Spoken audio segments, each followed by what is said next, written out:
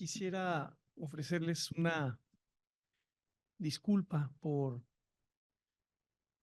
el rollazo este del currículum y otra por el título tan largo que elegí para esta presentación.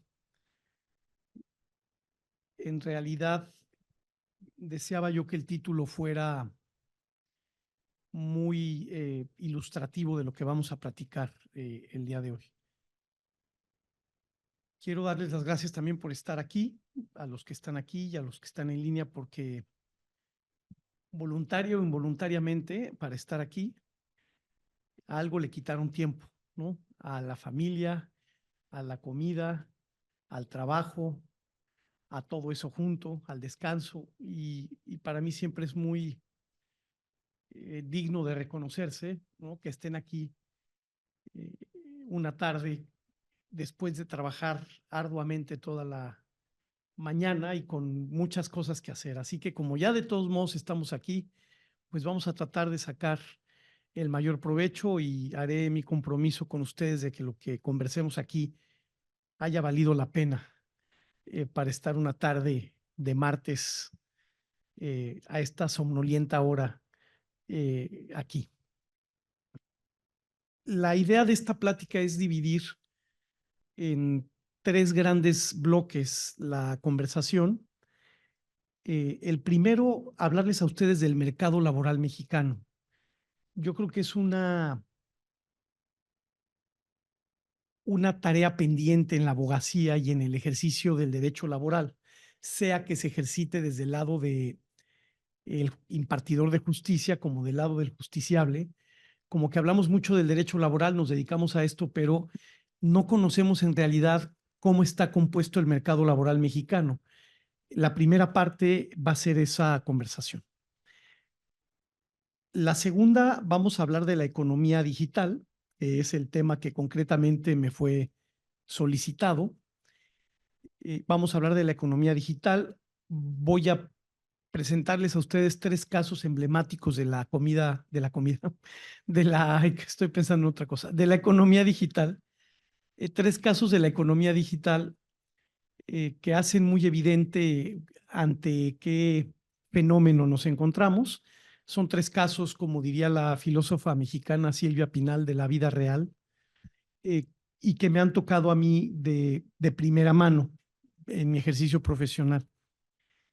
Después, la tercera parte será un brevísimo análisis de si la política social y legislativa está respondiendo a esta realidad de la economía digital o no. Y después entraremos un poco a analizar los retos en materia de legislación en esta complicada materia. Dicho esto, voy a empezar con la parte del mercado laboral. Aquí me advirtieron desde mi llegada que tratara de estar sentado mucho tiempo, no lo vamos a lograr, pero trataré de no hacerlo sufrir mucho con el movimiento. Así que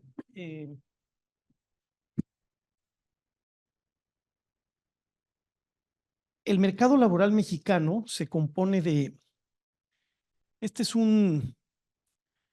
decía aquí a Mariel y Alejandro que me compré muy feliz mi aparatito pero nunca sirven las pantallas, sirven no en las teles, pues. Entonces sirve de poco. Hace rato como que sí logré que se viera, pero bueno. Este es una fotografía de cómo está el mercado laboral mexicano. El mercado laboral mexicano tiene 100 millones de personas. Ese es el tamaño del mercado laboral mexicano. ¿Qué quiere decir? En ese cajón de 100 millones de personas entran todos los habitantes del país que tienen más de 15 años, porque técnica y constitucionalmente cualquier persona con más de 15 años tiene la posibilidad de trabajar y está en el mercado laboral con 15 años. Entonces, el primer conjunto de este cuadro son 100 millones de personas y luego se divide en dos grandes subconjuntos. El conjunto de la izquierda, que es la población económicamente activa, y el conjunto de la derecha, que es la población no económicamente activa. El conjunto de la derecha, de la población económicamente activa, son, como su nombre lo dice, las personas que están en el mercado laboral, están participando de alguna forma en ese gran mercado laboral. Ya de aquí de entrada vemos que de esos 100 millones, el 60% más o menos está en el mercado laboral, presionando ese mercado laboral de alguna forma. Ahorita veremos de qué manera. Y luego tenemos del lado derecho de su pantalla a la población no económicamente activa. Ahí están las personas que están fuera del mercado laboral. ¿Quiénes están ahí en ese sector? Los jubilados y pensionados, están los estudiantes que no trabajan, que solo estudian, eh, personas discapacitadas que por alguna discapacidad no pueden trabajar. Más o menos así se compone los dos grandes subconjuntos del mercado laboral. Con toda libertad, interrúmpanme, levanten la mano y tal, si eso ayuda a que haya menos caídos y que duerman menos, yo no tengo problema en que me interrumpan y hagamos de esto una conversación dinámica. Y también si hay dudas, por favor. Entonces, esa suma de la económicamente activa y la no económicamente activa nos da el mercado laboral completo. Me voy a centrar en el subconjunto de la población económicamente activa. Y aquí se empieza a poner divertida la cosa porque tenemos en ese universo a los ocupados y a los desocupados. Conste que los dos están en el mercado laboral, ¿eh? Aquí ya lo primero que llama la atención es que no se llaman empleados y desempleados, se llaman ocupados y desocupados. Este término en el norte es muy común que las personas le digan oye, ¿qué ocupas, no? ¿Qué ocupas? Bueno, el criterio internacional de el Club de los Ricachones del que México forma parte, la OCDE, utiliza el término ocupados y desocupados, no empleado y desempleado. Y esto parece una minucia, pero tiene su relevancia. En el mercado laboral, quien está ocupado puede ser alguien que no tiene trabajo, pero está ocupado. ¿En qué está ocupado? Buscando trabajo. Parece broma, pero así se mide el desempleo en este país y en los países de la OCDE, donde está México, Japón, Inglaterra, Estados Unidos, Canadá, en las grandes economías. Entonces, en ese sector de ocupados y desocupados, todos están en el mercado laboral. ¿Quiénes son los ocupados? Los que están en la informalidad. Todo el universo de la informalidad está en ese cajón de ocupados. Los que están en el narcotráfico, los que están pidiendo derecho de piso, los dentistas que trabajan por honorarios. En ese universo están todos los ocupados, todos los que están en la informalidad, están todos los que están subocupados. ¿Han oído el término subocupados? Son personas que trabajan menos de 8 horas diarias, pero no porque quieren, sino porque nadie les da más trabajo. Pero si alguien les diera más trabajo, lo tomarían. Entonces, el universo de ocupados es enorme. Si se fijan, de esos 60 millones, 59.5 están ocupados. Entonces se ve muy bonito, ¿no? Por eso podemos, y yo no tengo otros datos, ¿eh? Estos son los datos del INEGI. De ahí hago yo esta información cada mes. Pero como el criterio con el que se mide la ocupación es un criterio en donde está toda la informalidad y están todos los empleos y subempleos, pues el número es un número muy atractivo para México. Quiere decir que en México de 60 millones, 59 están ocupados. ¿Quiere decir que ganan bien? No. ¿Quiere decir que están en la formalidad y tienen IMSS? No, pero están ocupados. Esto del empleo y el desempleo se mide, también es otra cosa muy divertida, no se mide con las altas y bajas del IMSS, se mide con una encuesta telefónica que hace el INEGI. Para mí es un misterio. Yo todavía no conozco un ser humano que me diga, a mí me hicieron la encuesta, hablaron a mi casa y me preguntaron. Sabe Dios, pero el INEGI publica esto. En mi casa el teléfono ni suena, ya casi, no es raro. Ya tienen el teléfono por tener recibo y tener un comprobante de domicilio, pero el caso es que se mide con una encuesta telefónica e imaginen que hablan, a lo mejor hablan a los celulares, no lo sé, y te preguntan, oiga, ¿tiene trabajo? No. Entonces tú dirías, ese va en el cajón de la no económicamente activa. ¿Tiene trabajo? No. Espéreme, le voy a hacer otra preguntita. ¿Ha estado buscando? Sí. Entonces usted está ocupado. Es real, ¿eh? Entonces, si esa persona lleva 2 semanas buscando empleo, entra en los ocupados, no entra en los desempleados que ni existen. Aquí se habla de ocupados y desocupados. El que está buscando empleo y lleva menos de 2 semanas buscando empleo, entra en los ocupados. Y luego están los desocupados abiertos, que solo hay en México 1.6 millones. Del universo de 60 millones, solo 1 millón de personas está desocupado, que se llaman desocupados abiertos. Esos no encuentran trabajo y llevan más de 2 semanas buscándolo. Entonces pasan al otro cajón, ¿sí me explico? Al otro subconjunto. No sé si hasta aquí hay alguna duda. Del otro lado, de la población económicamente activa, aquí hay una tragedia interesante. Están los disponibles y los no disponibles. Recuerden que todo ese rubro de no económicamente activa son personas que están fuera del mercado laboral, no están presionando al mercado laboral pidiéndole un trabajo, ya están fuera del mercado laboral. Pero se dividen en dos: los disponibles, que es una tragedia, por eso tiene un asterisco, casi 5 millones de personas. ¿Alguien sabe quiénes son esos? Son no económicamente activa, disponibles. Parece contradictorio, ¿no? ¿Ni idea? ¿Alguna idea? ¿Alguna propuesta de quiénes son esos? Son personas que ya se dieron por vencido de buscar trabajo, ya se cansaron de buscar trabajo, ya se fueron a su casa y dicen, ya no voy a buscar trabajo, ya me voy a quedar aquí, ya me deprimí, ¿no? Ya me fui a mi casa, ya no quiero buscar trabajo, ya no voy a presionar el mercado laboral. Pero si alguien fuera a su casa y les tocara la puerta y les dijera, oye, aquí hay trabajo, ¿quieres venir? Sí, bueno, vente. Y trabajarían si alguien fuera a tocarles a su casa. Pero ya están fuera del mercado laboral. Entonces el número de 59 millones de ocupados, pues es un número un poco alegre, ¿no? Y luego están los no disponibles. Ahí sí esos ya nada, ¿no? Ahí ni quieren ni pueden trabajar. ¿Está clara esta fotografía, más o menos? No sé si hay algún comentario. Perdón. Ahora vean esto. De este universo de 59 millones, 3.8 millones de personas están subocupadas. ¿Se acuerdan que les dije de los subocupados? Son personas que no tienen un trabajo de tiempo completo, pero porque no hay para ellos. Es al que le ofrecen una chambita de 2 horas en una cafetería, es a la persona que le dicen, vente a cuidar a una persona mayor y te pago, pero pues son 3 o 4 horas. No tienen un trabajo de tiempo completo porque el mercado laboral no se los ofrece. Están subocupados.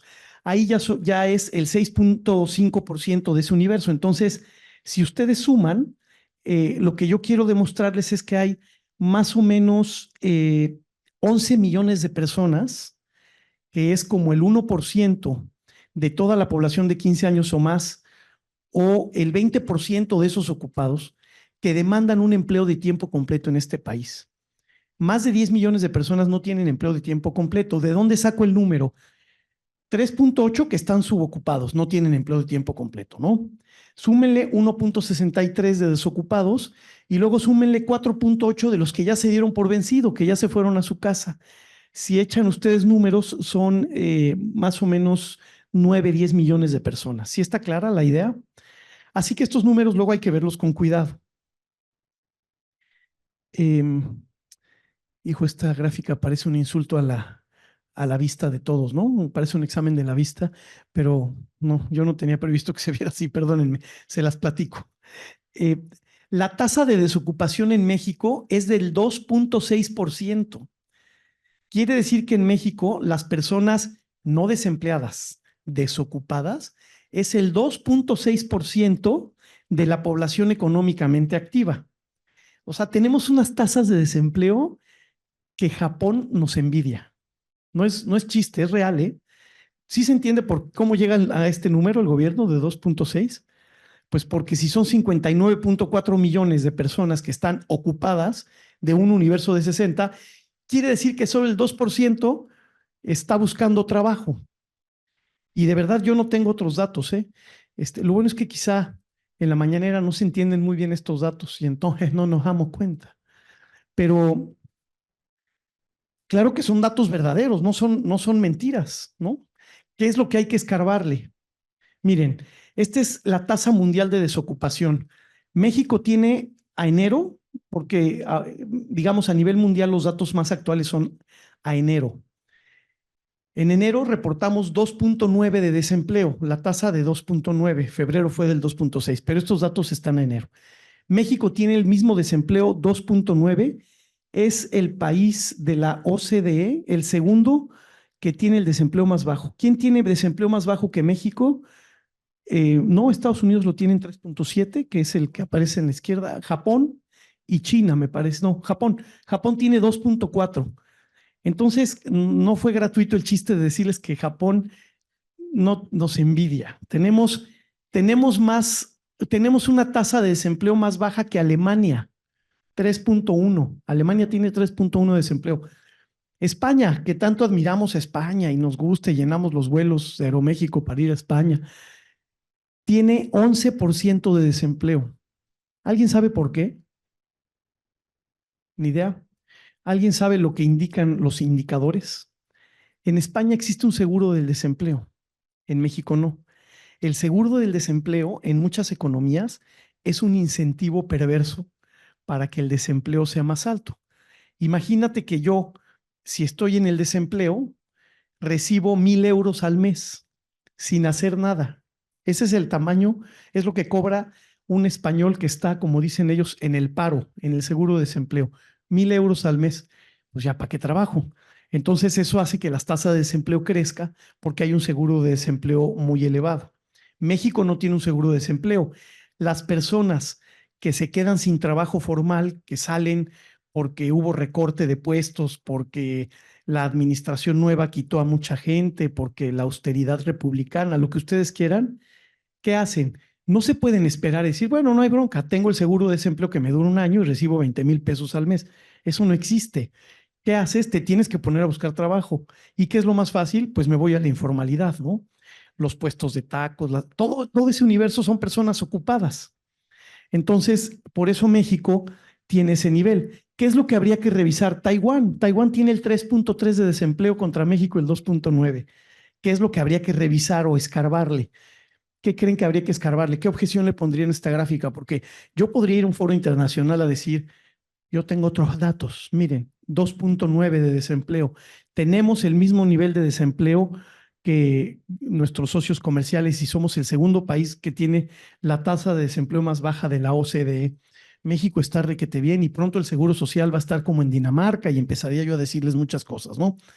¿Qué podríamos objetar de este dato de 2.9? ¿Qué se les ocurre como buenos abogados que dijeran, no, no, no, pero hay que escarbarle?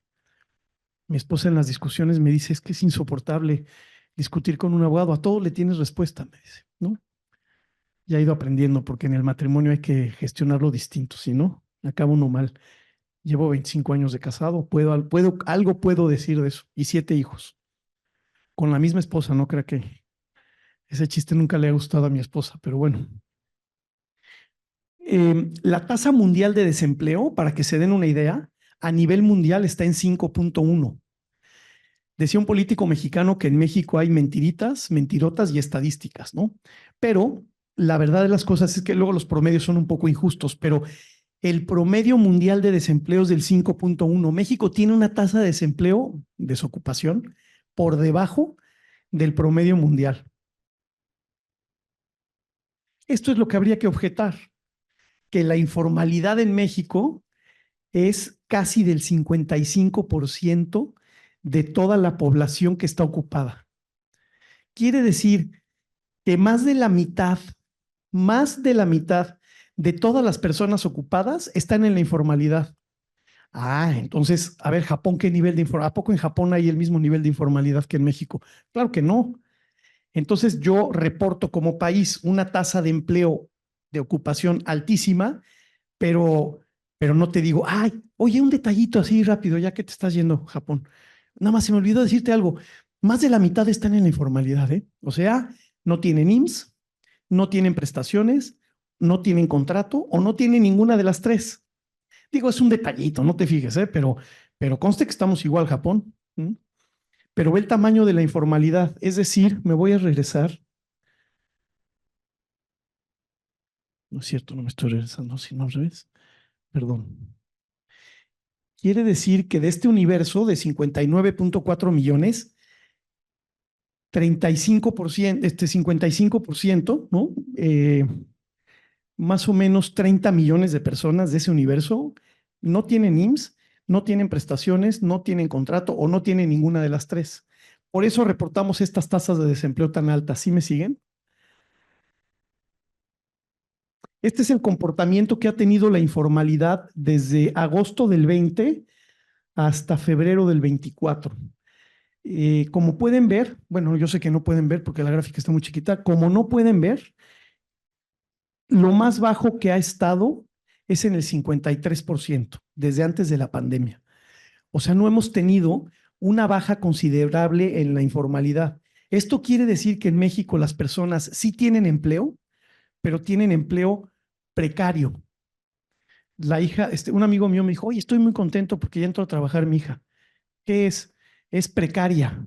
No, le dije becaria, no, precaria. ¿Por qué? Porque gana 6,000 pesos, ¿no? No gana ni el mínimo. Pero ya tiene trabajo, esa es la buena noticia, pero es precaria. Entonces, quiere decir que en México el mercado laboral es un mercado informal, ¿no?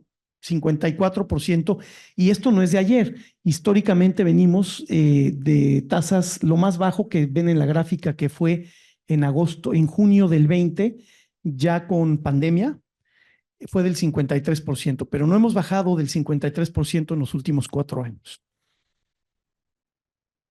Esta gráfica refleja, ¿no hay forma de hacerla más grande sobre la pantalla? No. Bueno, eh, esta gráfica refleja los empleos formales, no los empleos informales, refleja los empleos formales que se han creado en México desde noviembre del 19, antes de la pandemia, hasta la fecha. ¿Qué quiere decir empleos formales? Empleos formales quiere decir que son empleos que tienen prestaciones, que tienen IMSS, que tienen contrato. México, no sé si ustedes conocen este dato, pero México tiene que crear 1 millón de empleos al mes. Perdón, 100,000 empleos al mes. Cada mes México tiene que crear 100,000 empleos al mes, formales. ¿De dónde sale el número de 100,000? De la demanda del mercado laboral. O sea, para atender a todas las personas que salen a buscar trabajo al mercado laboral, y véanlo, en la gente joven sufren para encontrar trabajo. O sea, salen de la carrera y luego los papás pensamos que además hay que ayudarles con una maestría, como si eso fuera garantía de algo. Y nomás los traumas más, porque hicieron la maestría y tampoco encuentran trabajo, ¿no? Oye, pero tiene maestría. ¿Y eso qué? Bueno, para dar atención a esa demanda de empleo, México, para estar, digamos, en punto de equilibrio y desahogar las demandas de empleo, necesitaría 100,000 empleos por mes. Eso significa que en 12 meses, en un año, tendría que crear 1,200,000 empleos. ¿Me siguen? Al año. Esta contabilidad en México se lleva sobre la premisa de borrón y cuenta nueva, es decir, en enero 100,000, en febrero tendrías que llevar 200 y así nos vamos. Al llegar a diciembre, 1,200,000 y el siguiente enero, borrón y cuenta nueva. ¿Cuántos tienes? Ah, pues tengo 100,000. Mira, ya está mejor. Muchas gracias. Bien, ¿eh? Gracias. Se acabó el examen de la vista. Muchas gracias. Eh, entonces, ¿qué es lo que ocurre? Que cada mes de noviembre llegamos casi al 1,200,000 y luego se nos cae la producción de empleo formal. El otro día presenté esta gráfica en un almacén, en el corporativo de una compañía de retail. No voy a decir el nombre, pero es parte de su vida. Y, y les preguntaba por qué en noviembre como que llegamos y se nos cae. Y ellos me decían, es que es muy fácil. Nosotros, por ejemplo, para toda la temporada decembrina, contratamos personas de más en noviembre. Le dije, sí, pero la contratas para la temporada decembrina. Sí, ya en diciembre ya no la contrato, ya la tengo. Cuando acaba diciembre, lo que hago es la corro. Por eso se cae. Vamos a dejar pendiente esta panza de aquí, que es la pandemia. Ahorita, si quieren, platicamos de esta panza que se ve aquí abajo. No aquí abajo, ¿eh? Aquí abajo. De esta no tengo mucho que decir, pero de esta sí. Miren, vamos a dejar fuera el año que fue eh, el 20, por todo lo de COVID.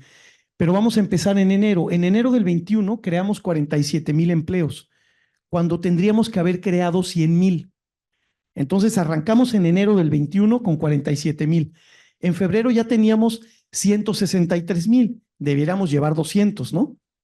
Bueno, así va la gráfica con un desfase. Pero ¿qué creen? Que en noviembre de ese año, del 21, que tendríamos que llevar 1,100,000 empleos, ya llevábamos 1,159,000. La típica mexicana, el ya merito, ¿no? Ahora sí, no fue penal y que no era penal y ya casi, y estamos en octavos de final. 1,159,000. ¿Y qué pasa en diciembre? Se cae a 846,000. Entonces, en vez de acabar diciembre del 21 con 1,200,000, estamos con 846,000. Les pongo el ejemplo de enero del 22. Como es borrón y cuenta nueva la cuenta, la matemática, arrancamos con 142,000, arrancamos bien, porque hay que crear 100,000. Enero del 22, 142,000. Febrero, 321,000. La verdad es que íbamos muy bien. Marzo, que debiéramos llevar 300, llevábamos 385,000. Para el mes de julio, que es el mes 7, debiéramos llevar 700,000 y no llevábamos 700,000, pero empieza a mejorar el empleo y terminamos otra vez en noviembre con 1,098,000. El noviembre pasado, 1,159,000. Y de ahí que vuelve a pasar, se nos cae otra vez a 752,000. Y arranca el año 111,000 y así. Otra vez, noviembre, 1,036,000 y se nos cae en diciembre con 260 y, no, perdón, en diciembre llegamos a 1,036,000. Debiéramos llevar 1,200,000, no alcanzamos eso. ¿Y qué arrancamos en enero? Pues arrancamos con 192,000. Aquí está diciembre, perdón. Se nos cae noviembre con 1,036,000 y nos vamos a 651,000 en diciembre. ¿Ven cómo se cae cada diciembre? Y arranca el año, empezamos en enero con 100,000, en febrero 265,000 y en marzo casi el mismo número, 264,900. Entonces, no logramos crear los empleos formales que México necesita. ¿Y saben cuál es lo interesante de esta historia? Que ya debemos esos empleos. No sé si me explico. En la pandemia, que es esta panza de aquí, terminamos con una pérdida en diciembre del 20 de 647,000 empleos. Tú podrás decir, bueno, pero luego nos recuperamos, creamos empleos. Sí, o sea, aquí no solo no creamos empleos, ¿se entiende la idea? Perdimos empleos. Bueno, es que en enero ya teníamos 47,000. Te tengo una noticia, debes 647,000 empleos. Porque estos empleos no se han generado, ya los debes como economía. ¿Y qué crees? Que en enero creaste 47,000, te faltan 63,000 empleos para hacer tus 100,000 de enero, más los 600 que perdiste. Entonces, si le vas sumando todos los que no hemos generado, pues no es que estemos bien, aunque hay meses que parece que ya casi los generamos, traemos saldo en contra. ¿Se entiende esta idea? Perdón que me detuve un poco en este rollín. Este es el seguro social. El seguro social es solo una pequeña fotografía de todo el mercado laboral mexicano.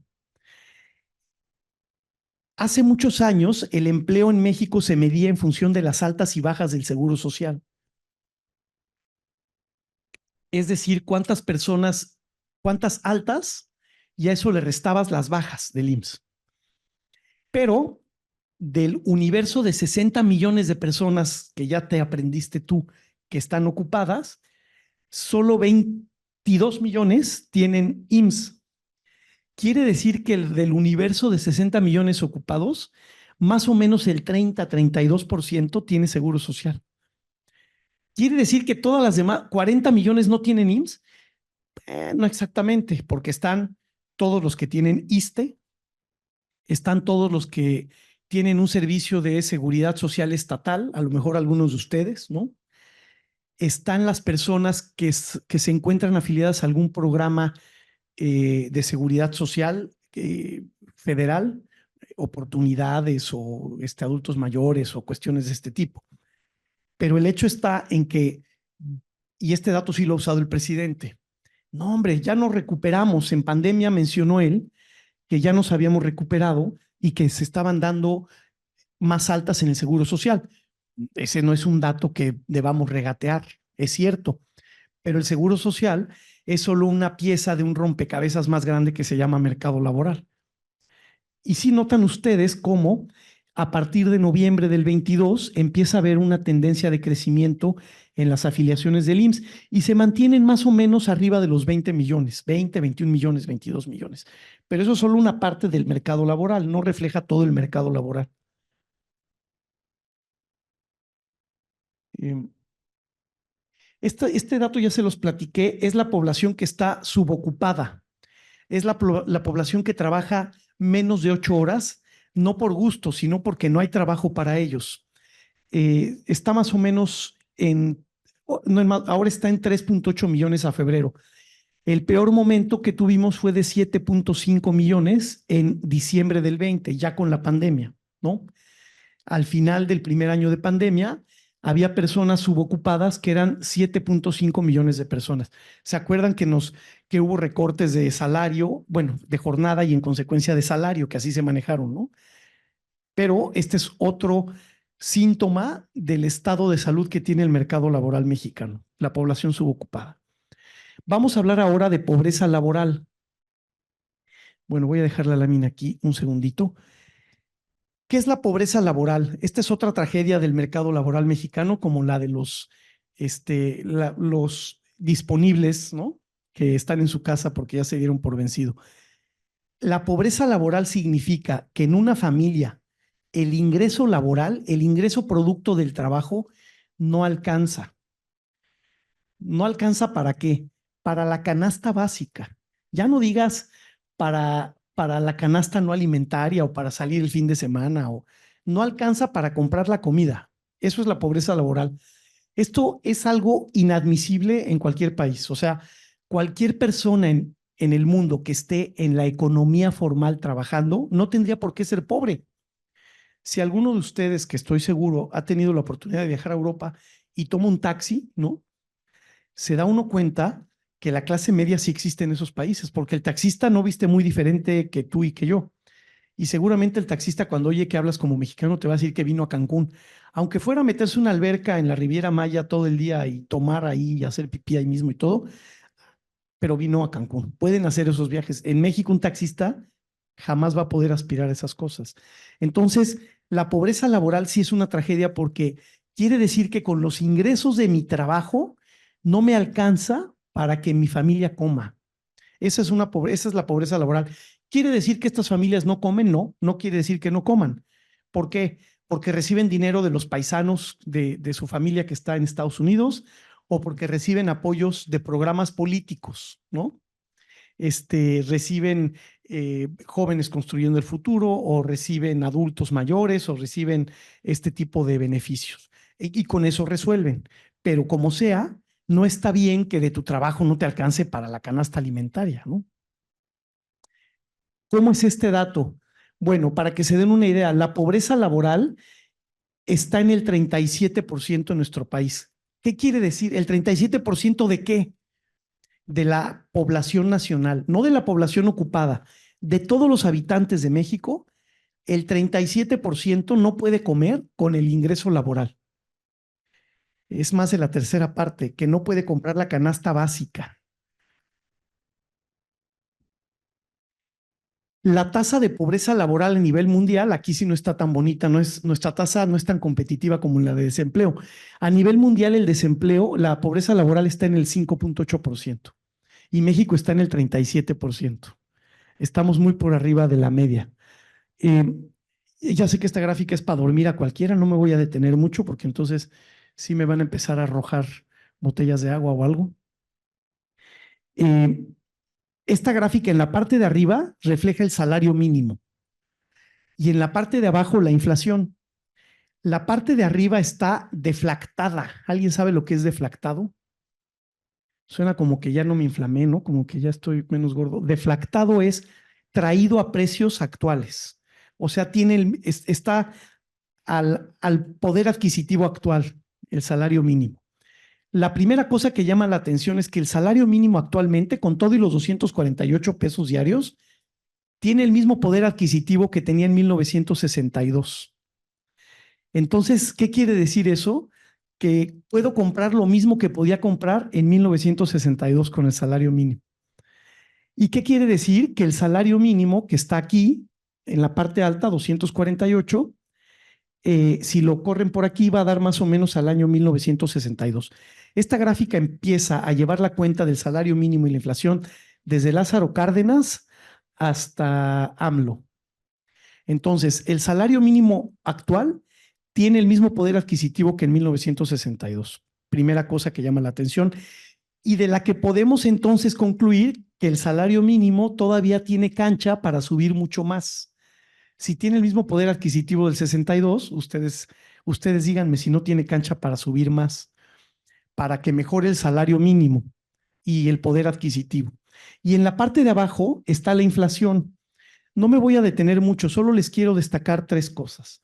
La primera, este periodo donde la inflación se ve que no crece, de 1956 a 1971 más o menos, eh, que es el periodo de Adolfo Ruiz Cortines, Adolfo López Mateos, Gustavo Díaz Ordaz y todavía un cachito de Luis Echeverría, un año, se conoce como el milagro mexicano. Es una época en la que la inflación estuvo controlada y el salario mínimo recuperó 146% su poder adquisitivo entre 1952 y 1970. Este es el poder adquisitivo del salario mínimo y con la inflación controlada. Después viene la época en la que nacimos muchos de nosotros de vivir en crisis, ¿no? Con la inflación. Todo el tiempo había inflación. Los precios en los supermercados se etiquetaban todos los días. Y entonces empezó la inflación a salirse de control y los incrementos salariales se dieron por decreto. ¿Qué quiero destacarles? Que desde Ernesto Zedillo, después del error de diciembre, estamos en un fenómeno igual de inflación controlada como aquí, en el milagro mexicano. Pero el salario mínimo se optó por una estrategia de que no subiera más que la inflación. Aquí había inflación controlada y el salario mínimo subió. Inflación controlada y decidimos que el salario mínimo no tenía que incrementarse más que la inflación. Vean lo poco que se incrementó el salario mínimo en este periodo. Eso significó un deterioro y una afectación a los trabajadores, porque los mantuviste con un salario muy bajito, con poco poder adquisitivo. Imagínate, el poder adquisitivo en esta época tenía el mismo poder que en 1944, en los sexenios de Ernesto Zedillo hasta Enrique Peña. Con Enrique Peña empezó una política de ir incrementando el salario mínimo. En 1938 el salario era mejor que en el 2020 y en el 21. Una locura. ¿Y qué empezó a pasar? Que empezó a subir y a escalar de manera importante y hoy, con todo y estas subidas, tiene el mismo valor que en 1962. Y la inflación ha estado razonablemente controlada por más de 3 sexenios. Por eso es que las subidas al salario mínimo aguantan todavía bastante. Aunque esto no les guste a los empresarios, todavía hay mucha cancha para que el salario mínimo suba. Gane quien gane, que después del debate, pues ya cada quien sabrá, ¿no? Quién gane. Bueno, les decía que México tiene una tasa de desempleo del 2.5, 2.9, la tasa mundial, perdón. ¿Cuántas personas ganan el salario mínimo en México? 46 millones de personas ganan de 1 a 3 salarios mínimos. O sea, de 7,000 a 21,000 pesos, 46 millones de personas. De 60, ¿te acuerdas? 60 personas están ocupadas. De ese universo de 60, más de la mitad ganan de 1 a 3 salarios mínimos, o sea, ganan menos de 21,000 pesos. Tenemos un mercado laboral precario, ¿no? Un mercado laboral pobre, estamos todos ocupados, pero no ganamos lo que necesitamos. Así que no están solos, uno piensa que es el único luego, ¿no?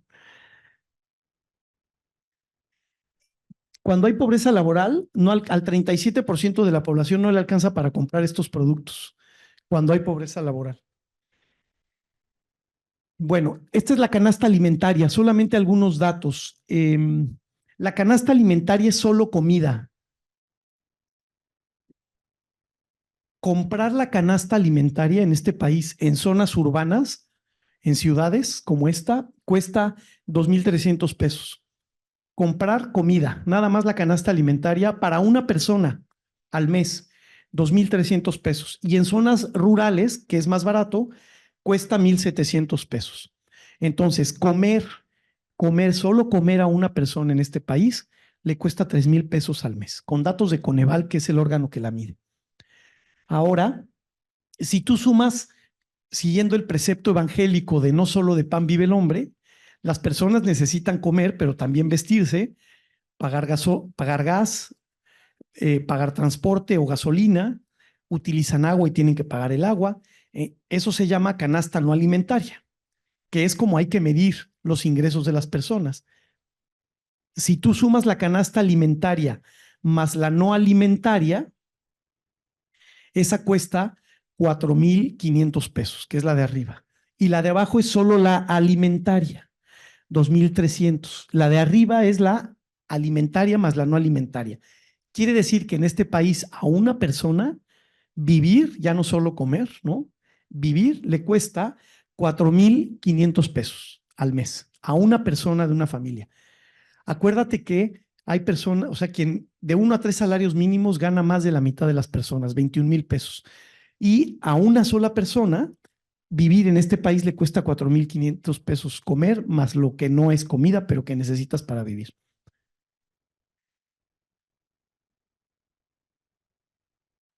Este es más o menos el valor de la canasta alimentaria en Latinoamérica. En México está en dólares, $138, en Guatemala $400, eso vale la canasta solo alimentaria en Guatemala, $400. En Brasil $73, bastante menos que en México. México es el segundo país con la canasta alimentaria más alta después de Guatemala. Eh, Nada más por ponerles a ustedes estos datos comparativos. Esto es la misma canasta alimentaria y la raya que atraviesa la línea, digamos, superior, es el salario mínimo. Aquí es bien interesante porque en el caso de México pareciera que estamos muy bien porque la canasta alimentaria, solo comer cuesta $138 y el salario mínimo en México está en $430. ¿Quiere decir que me sobra todo esto? Pues no. ¿Por qué? Porque esto es solo la canasta alimentaria, no la alimentaria más la no alimentaria. Y esto es con lo que come una persona, no una familia.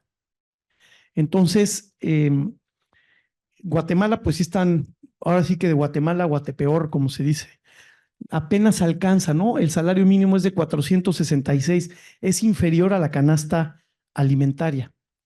Esto es algo que también el presidente destaca mucho, que en México con el nuevo salario mínimo podemos comprar más canastas alimentarias, como si nada más con comida la hiciéramos, ¿no?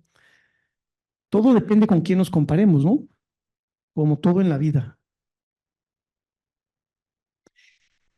Esta gráfica, ¿qué refleja? La barra gruesa que está aquí, vertical, es el salario mínimo de un mes de una persona, 7,400 pesos. La canasta alimentaria es la línea de abajo, 3,200 pesos. La canasta alimentaria más no alimentaria es de 4,500 pesos. Este dato es halagador porque quiere decir que vivir cuesta 4,500 pesos y el salario mínimo está en 7,400.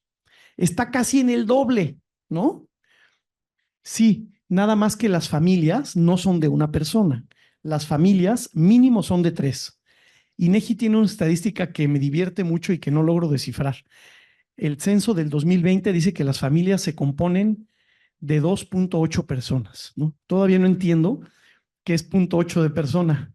Y si le trato de explicar esto a mis hijos, pues yo creo que me van a decir, bueno, este ya se volvió loco. Seguramente tiene una lógica estadística que yo no alcanzo a ver, yo no soy más que abogado y tendrá su lógica, ¿no?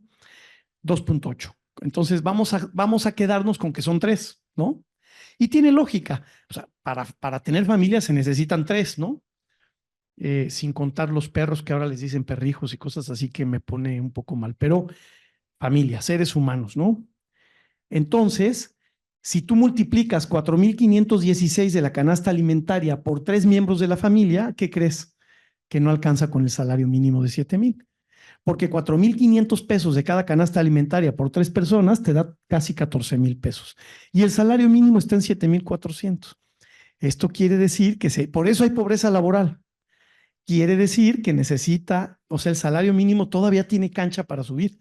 El salario mínimo en términos de dignidad, tendría que estar en 14,000 pesos al mes. Para que una persona, un jefe de familia, con ese dinero le alcanzara para alimentación y no alimentación, para todo lo demás, educación y todo, de 3 personas. En eso tendría que estar el salario mínimo. Así que, y está en 7,000, tiene cancha para subir. El otro día en una plática yo les dije que a veces cuando presento estos datos alguien me levanta la mano y dice, bueno, pero hay familias donde los dos trabajan, ¿no? El hombre y la mujer. Y entonces ya ahí sí juntan sus 14,000, porque son 2 salarios mínimos. Y dices, bueno, pues sí, pero alguien me dijo en otra plática, eso es discriminatorio, ¿no?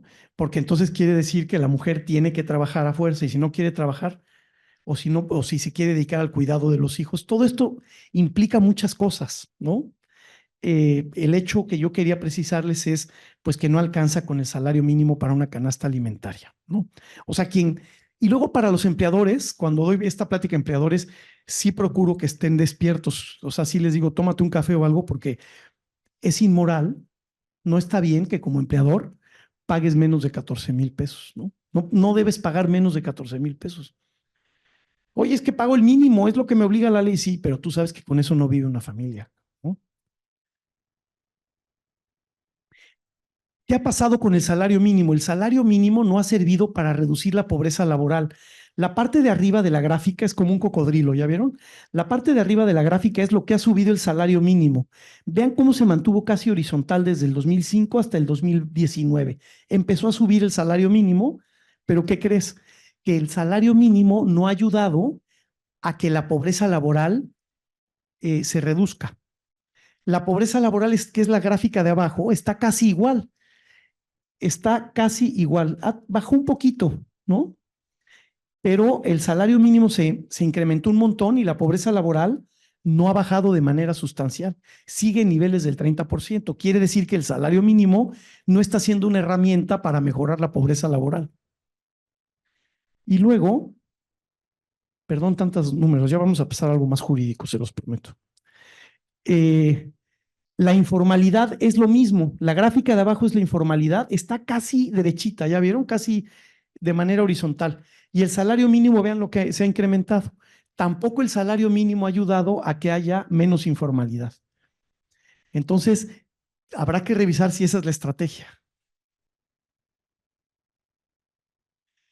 Esto es lo mismo, ¿cuánto aumentó el salario mínimo? 2,8 y la tasa de informalidad aumentó, no mejoró, empeoró 0,02%, ni, ni el 0,1%. Y lo mismo pasó con la pobreza. La inflación de alimentos en otros países, en México la inflación de alimentos es del 5,3%, en Argentina, ahí les encargo, 183%, ¿no?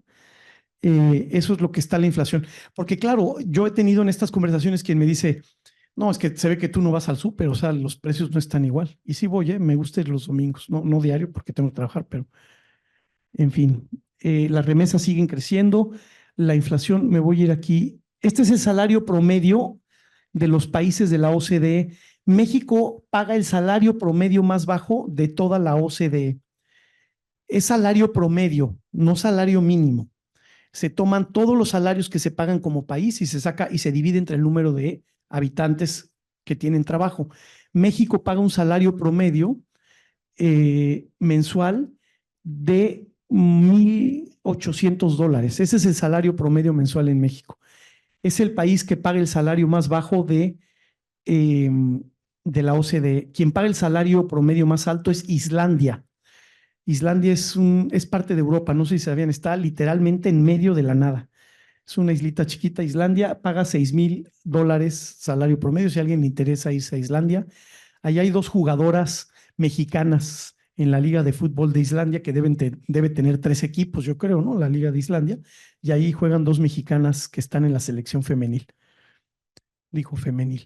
Pero bueno, $6,000 el promedio en Islandia. Islandia, si a alguien le interesa. O en Luxemburgo. Esta es una gráfica interesante, solo me voy a detener en el caso de México y Suiza. Los rombos significan cuánto de los ingresos de los empresarios son ganancias y los círculos ¿Cuánto de los ingresos de los empresarios se destinan a sueldos?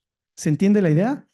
Del ingreso que tiene un empresario en el país, ¿cuánto dinero de lo que ingresa son ganancias? Eso es el rombo, ¿qué porcentaje? Y el círculo es qué porcentaje de lo que ingresa un empresario lo usa para pagar sueldos. En México, el 60% del ingreso son ganancias que retira el empresario y el 40% son sueldos. ¿Se entiende la idea? Ahora nos vamos a Suiza, el 90% son salarios y el 10% son ganancias. Está al revés, ¿ya vieron? Claro, en medio hay muchas diferencias, pero casi todos, con excepción de México, tienen el circulito en la parte de arriba. Quiere decir que la mayor parte del ingreso se destina a salario y la parte de abajo, que son rombos casi todos, excepción de México, se destina a utilidades que retira el empresario. Entonces en México hay empresarios ricos y empleados pobres, ¿no? Eh, Está este tema de la jornada laboral que se discute mucho, ¿no? México es el único país de la OCDE junto con el Reino Unido que tiene jornadas laborales de 48 horas semanales. Esto tiene que ver con productividad y tiene que ver con calidad y con empleos precarios y demás. Y luego, y si además hay curso, pues ya las jornadas ya no son de 48 horas semanales, ¿verdad? Bueno, este dato también muy rápido. México está, la parte de abajo es salario y la parte de arriba horas de trabajo. México está en la parte más baja de salario, $200 promedio, más o menos 280, y en la parte más alta de horas trabajadas. Y tenemos a Islandia otra vez, ¿no? Con el salario más alto y la jornada más baja. Japón está en medio, España, Italia, Australia.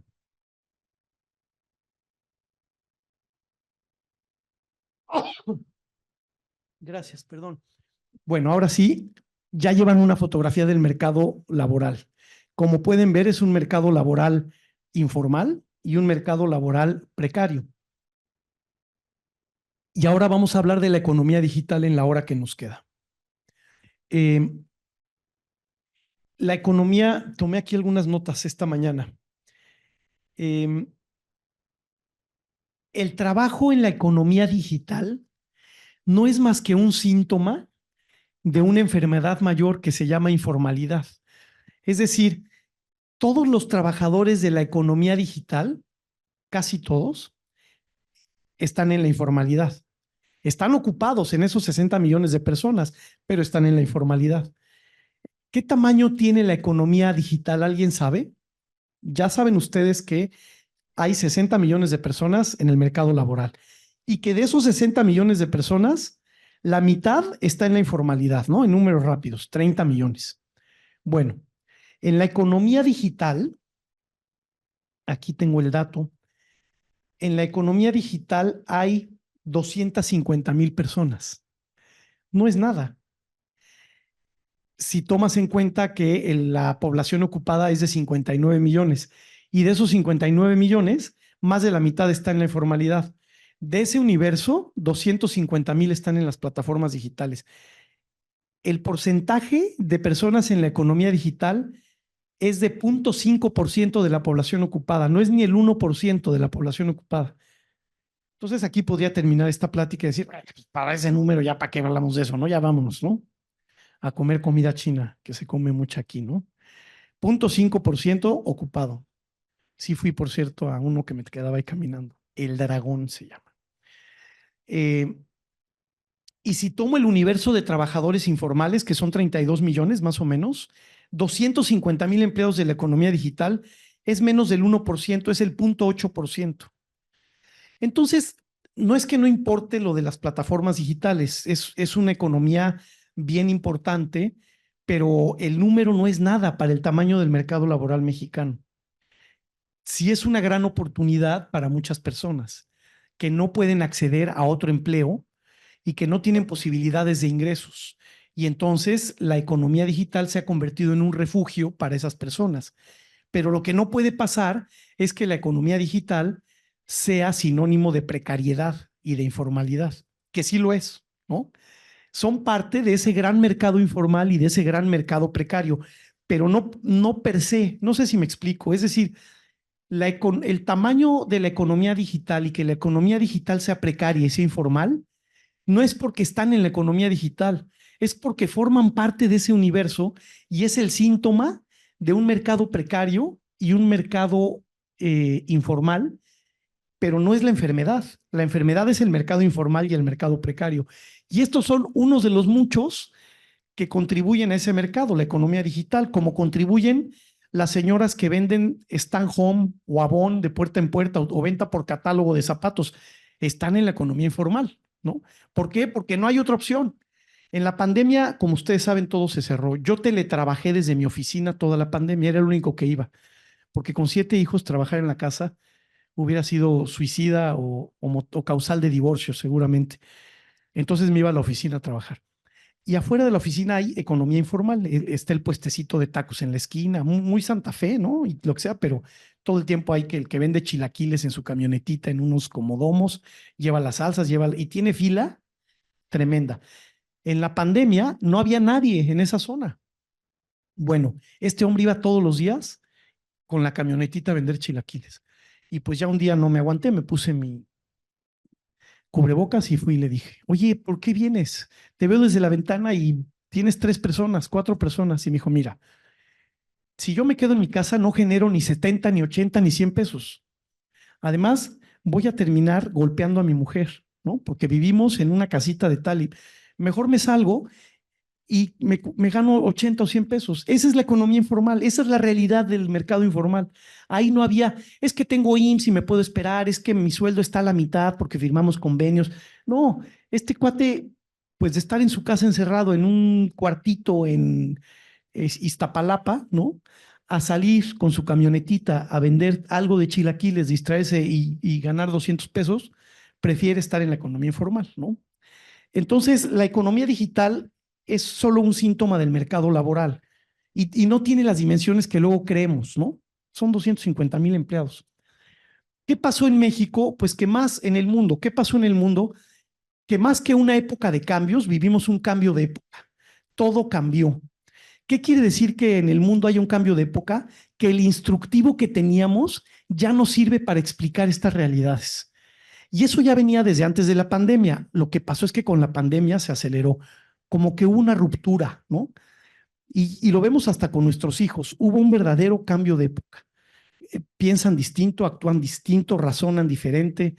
Eh, en plena pandemia pudimos ir a la playa unos días y entonces hubo un momento que había que pedir, ya estaba la cosa media relajada y entonces le dije a mi hijo de 22 años, oye, hay que traer comida. Entonces habla y pide comida y vamos a recogerla o que la traigan.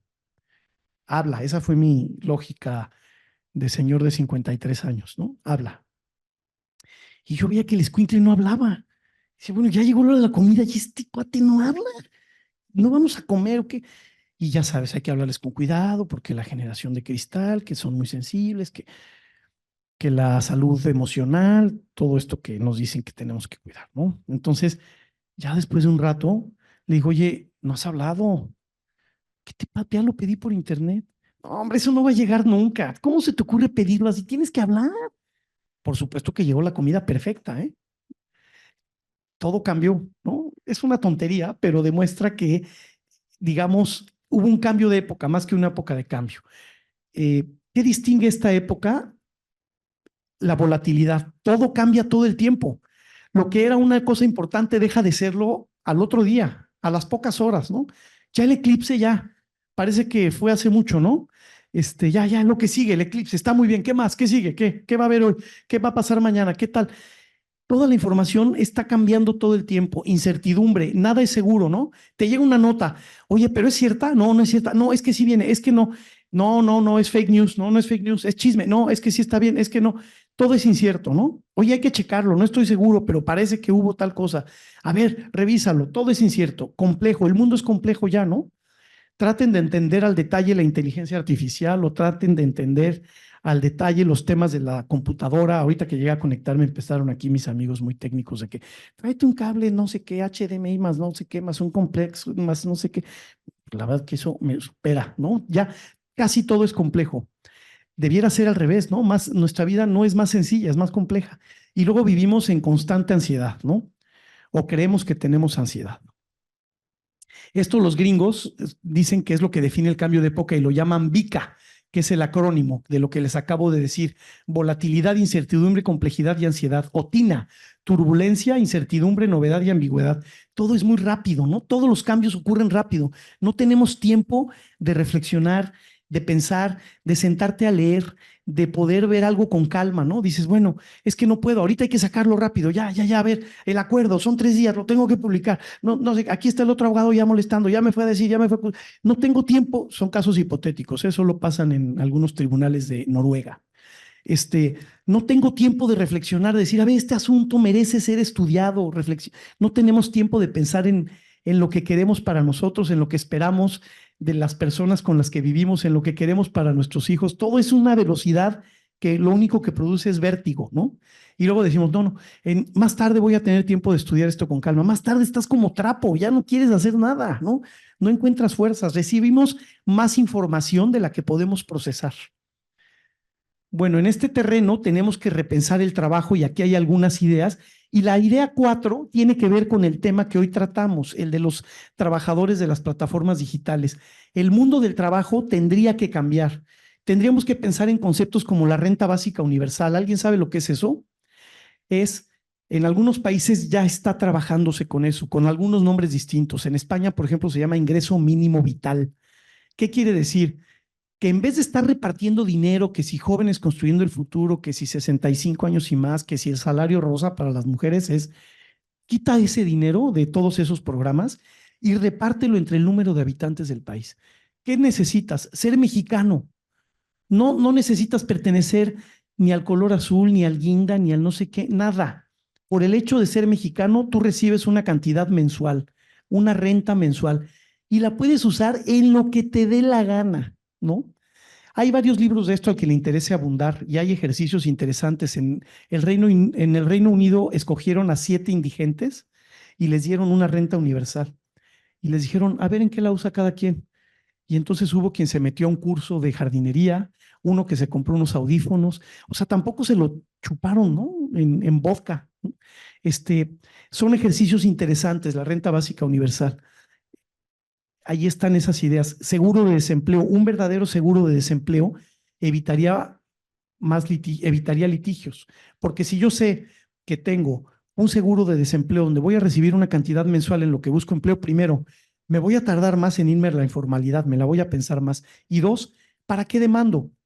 A lo mejor el seguro de desempleo podría no activarse si demandas, ¿no? Decir, oye, en el momento que demandas, como tienes la posibilidad de ganar más lana con el litigio, entonces no entra el seguro de desempleo y podría desincentivar las demandas. Y habría que ver si ese ahorro no se puede mejor destinar a eso, a un seguro de desempleo. El teletrabajo, pues nos cambió, no vamos a hablar mucho de eso. Y un régimen especial para los trabajadores de plataformas digitales, que es de lo que vamos a hablar. Son parte de las tendencias mundiales en el mundo del trabajo, ¿no? Y aquí seguimos discutiendo que si la reinstalación, que si la buena fe, que si la mala fe, que si. Bueno, y un nuevo contrato social. Tiene que haber un nuevo pacto entre patrones, trabajadores, gobierno y sindicato. No puede ser que las iniciativas de ley sigan siendo licencias de paternidad, no incapacidades para que las pague el patrón. Y tampoco el patrón puede estar siempre queriendo tener ganancias. Yo oigo la discusión de reducir la jornada, ¿no? Y los patrones les han faltado argumentos de calidad. Es que si vamos a pagar más, si se reduce la jornada nos va a costar más. ¿Y qué va a significar? Que en vez de cambiar de coche cada 3 años, vas a cambiar cada 5. Ponle más nivel a la discusión, ¿no? Vamos a discutir las horas extras, cómo se pagan, que se paguen más baratas. Vamos a pensar en otras cosas. Tiene que haber un pacto social nuevo. Hay una autora italiana, una economista, que se llama Valeria Mazzucato, y tiene una frase que me gusta mucho. Dice que en la economía en México, en el mundo, perdón, hemos privatizado las ganancias y socializado las pérdidas. O sea, las pérdidas las cargamos todos, ¿no? El FOBAPROA, todos la cargan. Y las ganancias, esas sí se privatizan. Privatizamos las ganancias y socializamos las pérdidas. A eso se refiere un nuevo pacto social. Es un cambio de época, tenemos que cambiar la estructura. Esto casi es una broma. Así era el teletrabajo, ¿se acuerdan? El teléfono a la hora de ir al súper, en la cocina, en la sala, en la cama, en el baño, en la regadera. Eso no era lo que esperábamos del teletrabajo, ¿no? Queríamos tener calidad de vida. Esto no era el teletrabajo y así terminó siendo. Muchos decían, es que trabajo más, ¿no? No, hace rato lo platicábamos. No hay una frontera clara de dónde acaba la jornada y dónde empieza la jornada, en vacaciones, en tal. Es una locura. Esto no era el teletrabajo ni era lo que queríamos del teletrabajo, pero fue lo que fue como se dieron las cosas. Y claro, como todos teníamos miedo de perder el trabajo, pues había que estar ahí, ¿no? Eh, Vamos a hablar del régimen legal para estas personas. El Banco Interamericano de Desarrollo dice que en América Latina nos esperan dos grandes tendencias laborales: el tsunami tecnológico y el envejecimiento de la población. Ya se acabó este rollo de que México es un país de jóvenes, ¿eh? Ya nos acabamos ese saldo de puros jóvenes en el mercado laboral y en América Latina en general también. En el siglo XIX desaparecieron el 90% de los trabajos agrícolas en Estados Unidos. 90%. En los próximos 20 años, más del 50% de los empleos se van a poder reemplazar por máquinas a nivel mundial. La mitad de los trabajos con máquinas. Vean lo de la inteligencia artificial. ¿Cuántas cosas puede hacer la inteligencia artificial? Yo creo que no va a desaparecer el trabajo, lo que va a desaparecer es el empleador. Bueno, toda la tecnología de la interconexión. ¿Qué está pasando con las plataformas? Es un nuevo modelo de negocio. ¿Qué dicen todas las plataformas digitales? Nosotros no somos una compañía de entrega de alimentos. No somos una compañía de transporte de personas. No somos una compañía que te lleve el supermercado. No, no somos eso. Ah, entonces, ¿qué eres? Soy una compañía de intermediación. Soy una plataforma digital que pone en contacto oferta con demanda. Qué conveniente, ¿no? O sea, yo no empleo, pero Uber no da un servicio de transporte. Y todos decimos, pide un Uber, ¿no? No te dicen, pide un servicio de interconexión en una plataforma digital para que haya oferta y demanda, ¿no? Pides un Uber. Pues todas las plataformas dicen, no, nosotros somos una plataforma que pone en contacto oferta y demanda. Eh, Dicen que es una continuidad entre la vieja precariedad laboral y la nueva. La vieja precariedad laboral eran los jornaleros. Ahora se habla de jornaleros digitales, ¿no? Este, Como el trabajo doméstico y a domicilio, son empleos precarios, informales, pero subordinados, ¿no? ¿Qué es lo que ocurre? Que hay un componente tecnológico que permite nuevas formas de esclavitud, ¿no? El componente, ¿se acuerdan cuando salió la BlackBerry, ¿no? Que fue algo que revolucionó, que podrías traer ahí tu correo electrónico y escribir con 2 pulgares en un teclado.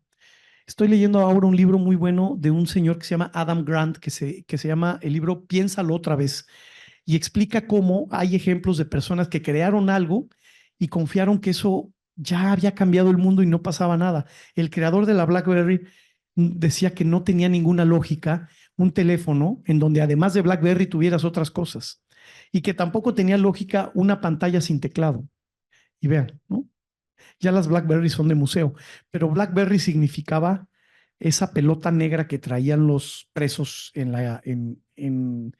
especialmente en la esclavitud, atada al tobillo, ¿se acuerdan? Eso era BlackBerry. Son formas de esclavitud digital. Eh, Ahora, el trabajo en plataformas es una oportunidad para formalizar el empleo. ¿Qué es lo que pasa? Que el trabajo no desaparece, lo que les decía, desaparece el empleador, ¿no? Entonces, ¿qué está pasando? Que solo hay indicios de relación laboral. En Uber no hay una relación laboral evidente, hay indicios de una relación laboral. ¿Hay subordinación?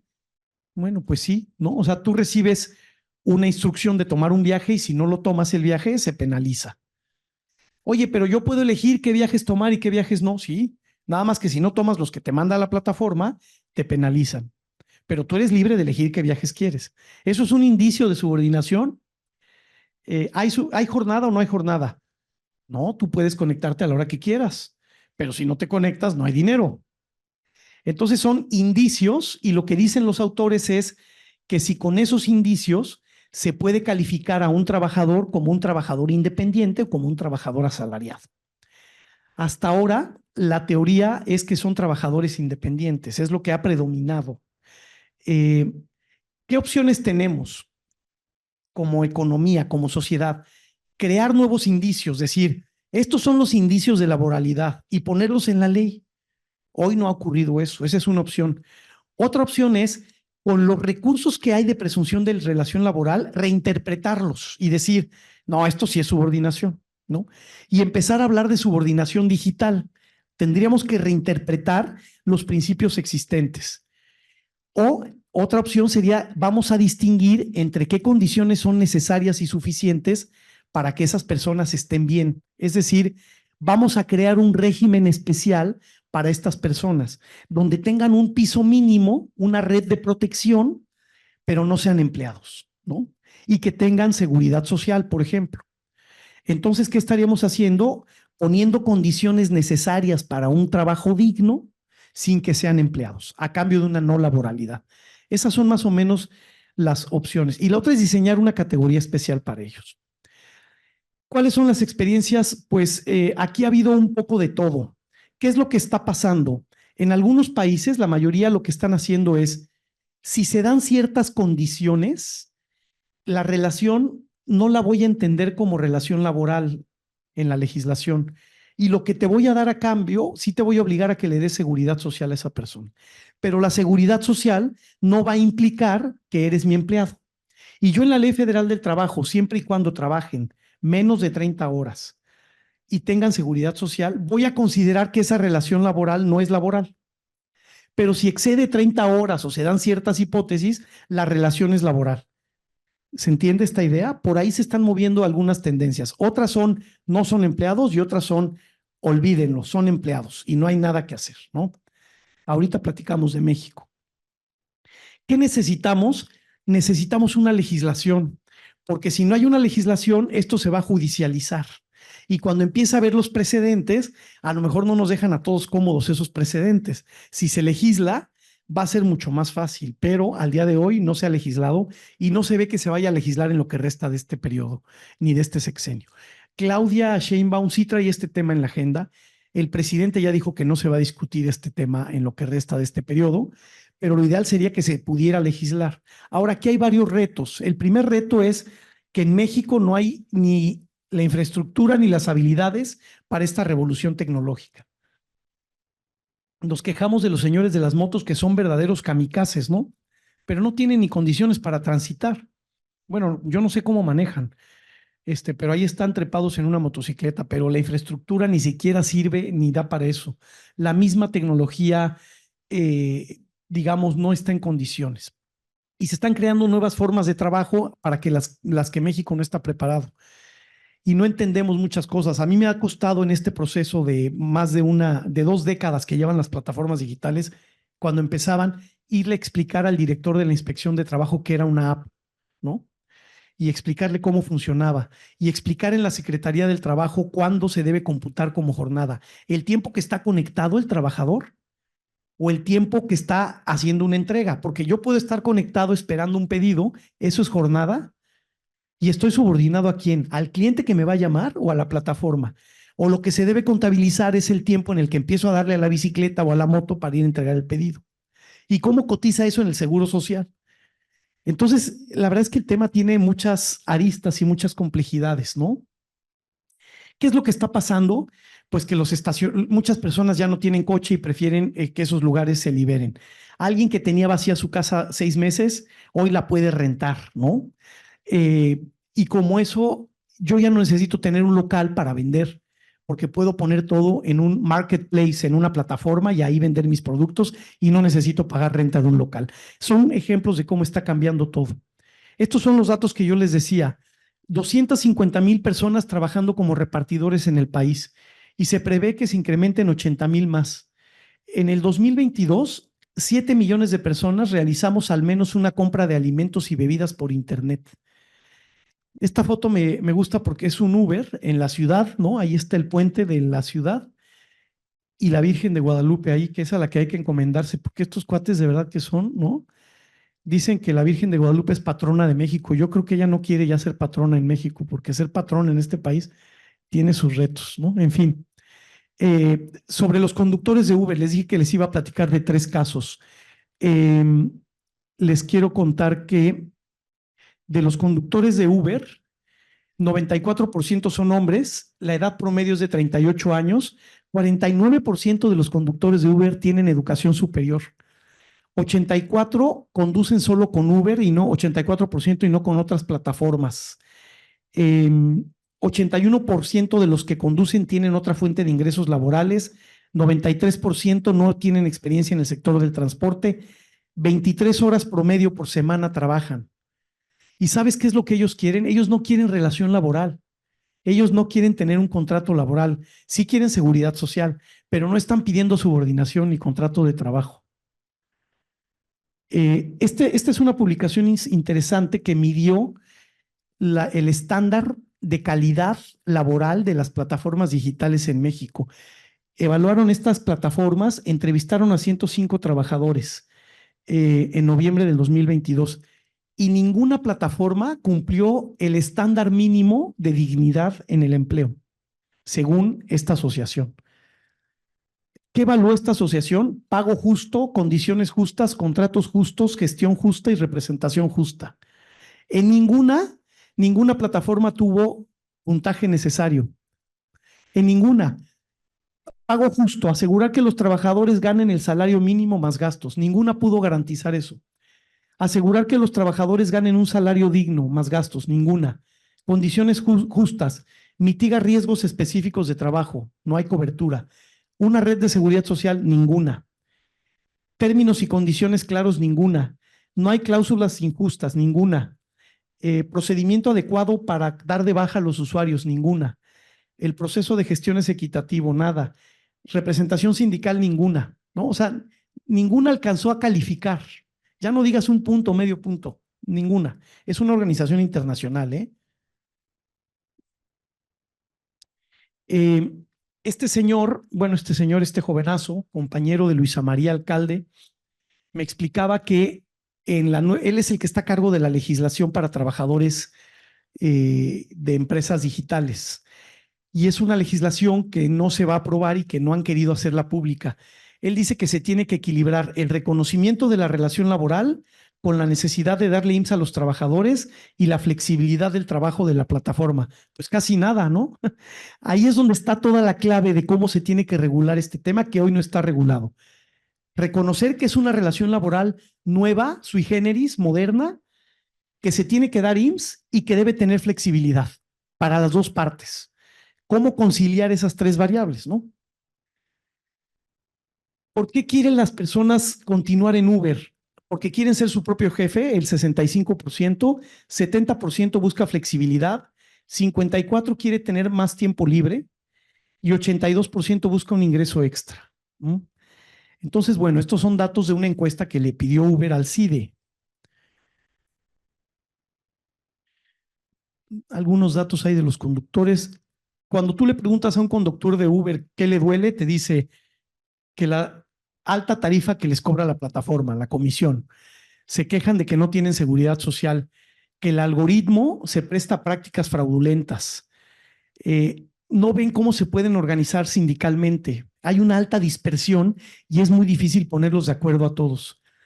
Ellos piensan que el Estado debiera ofrecerle más protección y que controle a la plataforma y no tienen expectativas de conseguir derechos laborales en las plataformas digitales. Pues aquí está cómo lo han manejado en otros países. Algunas ciudades en Estados Unidos han ido por algunas soluciones, otras han optado por reconocer que la relación no es laboral. Las plataformas, ahora, esto es lo que dice Uber. ¿Por qué no son empleados? Son contratistas independientes. ¿Por qué? Porque yo, Uber, no soy patrón. Presto un servicio de interconexión. No hay obligación de trabajar.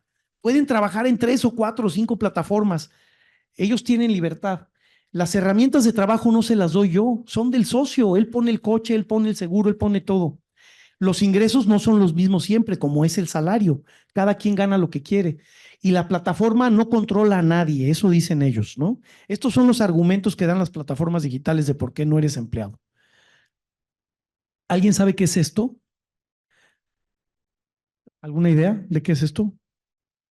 ¿O qué es esto otro? Se llaman cocinas fantasmas. ¿Habían oído de ese concepto? Las cocinas fantasmas es otro negocio que echó a andar el fundador de Uber. Este negocio consiste en que rentas una cocina que ya tiene todo lo necesario. Entonces tú tienes un restaurante y en vez de poner un restaurante y poner tu cocina en el restaurante, solo pones el restaurante con mesas, no pones cocina. Y rentas una cocina en otro lado. Las últimas cocinas de este señor las diseñó un ingeniero de Tesla. Entonces, unas cocinas preciosas y tú vas y rentas por día, por hora, por mes la cocina y ahí preparas la comida. ¿Y qué haces? Pues le surtes por Uber Eats a alguien, llevas comida a casa. Vamos a suponer que tú eres muy buena cocinera o muy buen cocinero y haces unos strudels de manzana muy buenos, entonces, pues, ¿qué haces? Rentas ahí y después los vendes. Y entonces el del restaurante tiene más mesas disponibles porque no tiene que usar el espacio para la cocina, solo pone mesas, o ya no tiene restaurante y te lleva el restaurante a tu casa. Y tú vas y rentas una cocina, en la Ciudad de México hay como 20 o 30 de estas, tú rentas una cocina solo por el tiempo que necesitas cocinar. Otra realidad de estas realidades digitales que dices, bueno, ¿y quién es el empleado? ¿Quién es el trabajador? ¿A quién están subordinados? Los empleados de esas cocinas, ¿para quién trabajan? Los que van a estas cocinas, con quién se entienden, ¿no? Entonces, bueno, son negocios bien interesantes que están creciendo y que son realidades de la economía digital. Alquilas un espacio comercial para los restaurantes que solo ofrecen entrega a domicilio y a los chefs un lugar para preparar comida sin tener que preocuparse del espacio físico, ¿no? Eh, este es el concepto. Luego, este es otro cliente mío que es otra economía digital.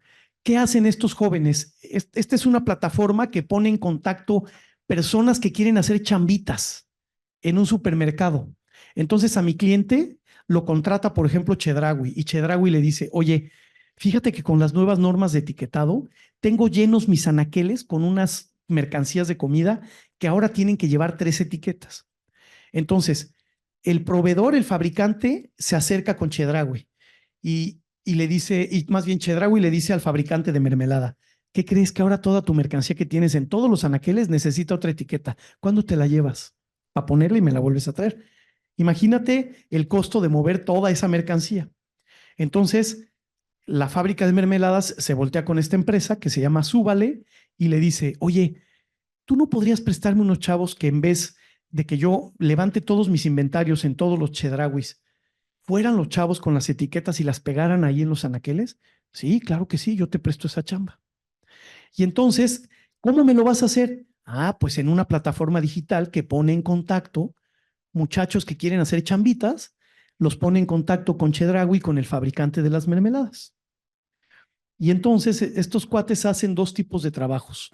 La promotoría, oye, ¿me puedes mandar 3 personas que vendan, que estén en la cabecera del pasillo ofreciendo galletitas con salmón para promover mi salmón?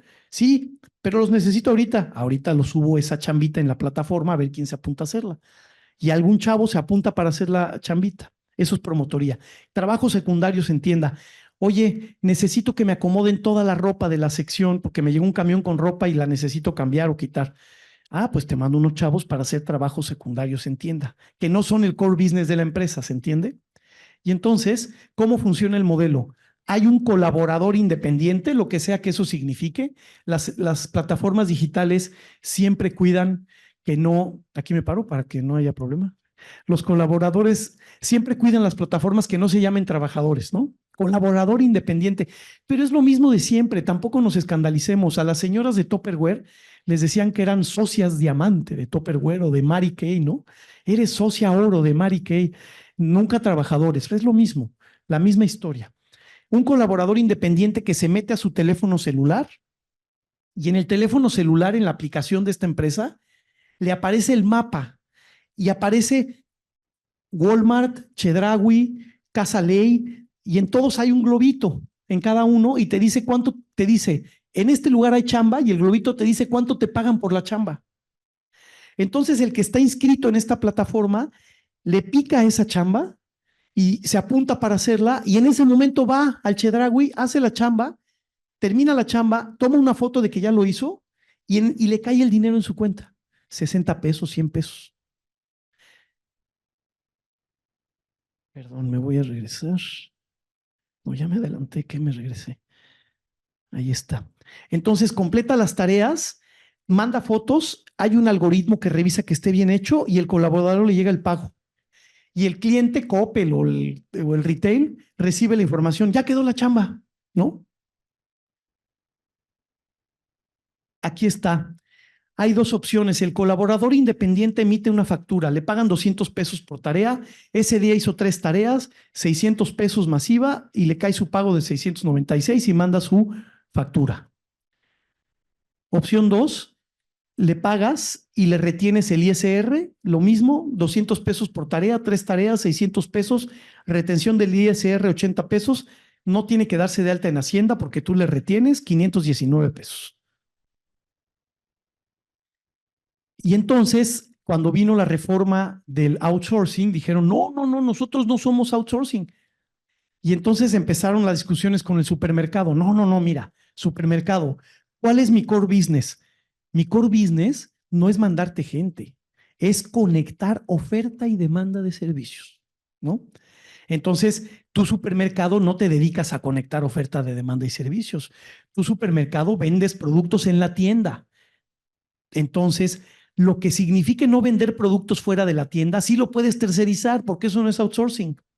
Y el colaborador independiente, pues él a lo que se dedica es a hacer chambas aisladas y transitorias, no subordinadas. Y es un prestador de servicios independiente, no es un empleado. Si ven cómo la línea luego está así, oye, pero está padrísimo que hoy sí quiero trabajar, me meto a la aplicación y hago 7 chambas. Oye, ¿qué daño te hace? Pues me las pagas y ya, ¿dónde está el? No, los derechos laborales y la soberanía laboral y el derecho de huelga, a estos chavos les vale, ¿no? ¿Qué pasa con las? Yo creo que es una responsabilidad compartida. ¿Qué tiene que haber? La responsabilidad de las plataformas, la responsabilidad de los legisladores y el gobierno, la responsabilidad de los trabajadores de las plataformas y las organizaciones laborales. No termina de haber una organización que logre cohesionar a todo este colectivo. No, es que es difícil, yo creo que porque son muy dispersos, están en todo el país, son intermitentes, ¿no? Es como un concepto muy escurridizo para el mundo laboral. Y luego hay una gran responsabilidad en la que luego no pensamos, que somos los que consumimos, todos los que pedimos cosas en esas plataformas, ¿no? A mí me enojaba que me pedían, ves que ahora las plataformas de un tiempo acá te dicen, ¿quieres darle un extra? ¿No? Tú dices, pues que se lo dé la plataforma, ¿no? ¿Por qué se lo tengo que dar yo? Y luego ves cómo manejan, o ves cómo visten, o ves cómo hablan, ¿no? Y dices, sí, sí le voy a dar algo, porque estos pobres, ¿no? O sea, sí creo que tenemos una responsabilidad como sociedad para ayudarlos, ¿no? Y aunque sea para que manejes, ¿no? Para que aprendas a manejar la moto, algo. Este, creo que aquí tendríamos que pensar en un conjunto, en un nuevo pacto social como del que hablábamos, ¿no? ¿Qué está pasando? Que los que han perdido con toda la tecnología, con el Tratado de Libre Comercio y con todas esas cosas, es la clase trabajadora. Fíjense en esta gráfica. Pensaron que ya había acabado con las gráficas, pero no. Eh, Antes del TEMEC, el 43% del Producto Interno Bruto de México se lo llevaban los trabajadores. Antes de el NAFTA, cuando era el Tratado de Libre Comercio. En 1994 en México, del Producto Interno Bruto, el 43% se lo llevaban los trabajadores. Después del Tratado de Libre Comercio y las maquilas y las inversiones y el nearshoring y todas esas cosas, la clase trabajadora en el 2019 se llevó el 36% del Producto Interno Bruto. 6 puntos menos. En Estados Unidos, 1 punto menos en el mismo periodo. Y en Canadá, 10 puntos menos. O sea, que la clase trabajadora no se ha visto beneficiada con los tratados comerciales y con la tecnología y con todas estas inversiones. Ya estoy terminando, paciencia. Solamente quiero dedicar estos minutitos que me quedan a explicarles cómo está el tema de una legislación. para las plataformas digitales y por qué creemos que no es viable que vaya a haber una en lo que resta de este periodo. Primero, porque hay más de 30 iniciativas en el Congreso y laborales y es bien sexy proponer iniciativas en periodos electorales, ¿no? Y más, lo más sexy es lo laboral, porque ahí se cumple el aforismo jurídico de hágase la voluntad de Dios en los bueyes de mi compadre, ¿no? Vamos a pagar más aguinaldo, lo paga el patrón. Vamos a pagar más días de vacaciones, lo paga el patrón. Vamos a crear una licencia de paternidad, no una incapacidad por paternidad, porque si es incapacidad la paga el IMSS. Si es licencia, la paga el patrón. Y de una vez una licencia menstrual para esos días difíciles que no tengas que venir a trabajar. ¿Y quién la paga? El patrón. Entonces, es muy seductor crear reformas laborales porque no le impactan a la economía nacional y quedas muy bien con los trabajadores. A ver quién es el guapo que sale a decir, no, no, que no se reduzcan las horas de trabajo, que tengan menos vacaciones. Pues no es sexy, no caes bien, ¿no? No es políticamente correcto. Entonces, hay un montón de iniciativas. Todos los diputados y todos los senadores pues quieren aportar la suya, ¿no? Que si el 12 de diciembre es día de descanso obligatorio, que hay unas preciosas, unas ocurrencias que dice uno, mis respetos por la creatividad, ¿no? Ahí están todas las. Ahora, los tiempos legislativos ya no dan. Les explico, la línea de abajo, despacito para que se pueda usted mover, la línea de abajo es donde estamos ahorita. Estamos en periodo legislativo, periodo ordinario. Los diputados ahorita pueden hacer leyes en periodo ordinario del 1 de febrero al 30 de abril. Les quedan 20 días para hacer leyes y que se acabe el periodo ordinario. Yo ya cuento rápido que pasen los días para que no vayan a aprobar otra ley. Y las campañas electorales arrancaron el 1 de marzo y terminan el 29 de mayo. La jornada electoral es el 2 de junio y la presidenta, está claro que va a ser presidenta, toma posesión el 1 de octubre. Es el primer año que no se toma posesión el 1 de noviembre y eso no se ha modificado en la Ley Federal del Trabajo. Digo, no va a pasar nada. Quiero ver quién dice que no pueden ir a votar, ¿no? Y seguramente van a hacer una reforma rapidita para que eso se arregle. Pero es el punto que quiero destacar es, tendrían que sacar esa reforma en 10 días más, el 30 de abril. Y ya no dan los tiempos para eso, quiero pensar, ¿no? Pero bueno, aquí todo puede suceder. Y existen los periodos extraordinarios, que es que en el periodo, digamos, entre el 30 de abril y el periodo del 1 de agosto, que no hay sesiones, ahí se saque una sesión extraordinaria para que se apruebe alguna ley. Eso podría ocurrir, pero las sesiones extraordinarias tienen su complicación, hay que publicarlas en el diario oficial y los diputados y las senadoras van a estar muy ocupados en agarrar el nuevo hueso, ¿no? Bonilla no creo que quiera estar trabajando mucho ahorita, prefiere su candidatura en el Senado, no puede perder tiempo en hacer leyes, que es para lo que votan por los legisladores, ¿no? Bueno, y hay otro dato interesante, y en esto yo les quería llamar su atención como ciudadanos. Eh,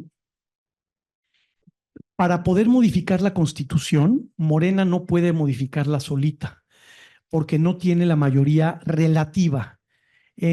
Para modificar la Constitución se necesitan 2/3 partes, es mayoría calificada, perdón. Y 2/3 partes significa que Morena solita no puede modificar la Constitución, necesita de sus aliados. Para modificar la Ley Federal de Trabajo no necesita de sus aliados.